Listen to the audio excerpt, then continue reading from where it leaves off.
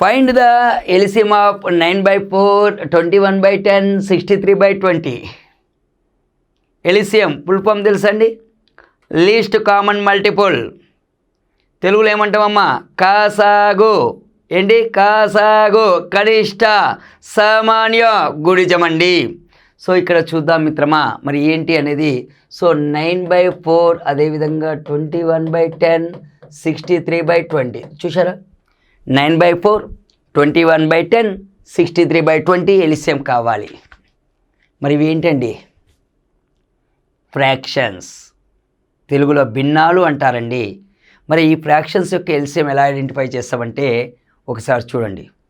ఇచ్చిన యొక్క ఫ్రాక్షన్స్ యొక్క ఎల్సిఎం కావాలంటే నాన్న ఎల్సిఎం ఆఫ్ న్యూమరేటర్స్ పై హెచ్సిఎఫ్ ఆఫ్ డినామినేటర్స్ చేయాలి. అంటే లవముల కాసాగు బై హారముల గాసాబా, లవముల కాసాగు బై హారముల గాసాబా మనం చేయాల్సి ఉంటుందండి.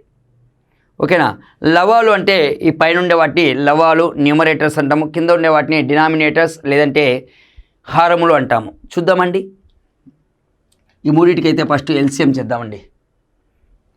9, 21, 63 ఎల్సిఎం చూద్దామండి. 3 టేబుల్లో 3 3 జా, 3 7 జా, 3 21 జా.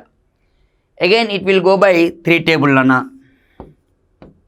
7 పోదు కదండి, అలాగే ఉంచుదాం.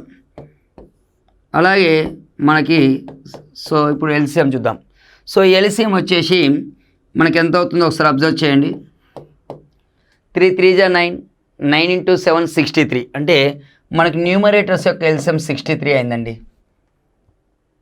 అలాగే హెచ్సిఎఫ్ కావాలండి. దేని యొక్క హెచ్సిఎఫ్ కావాలి?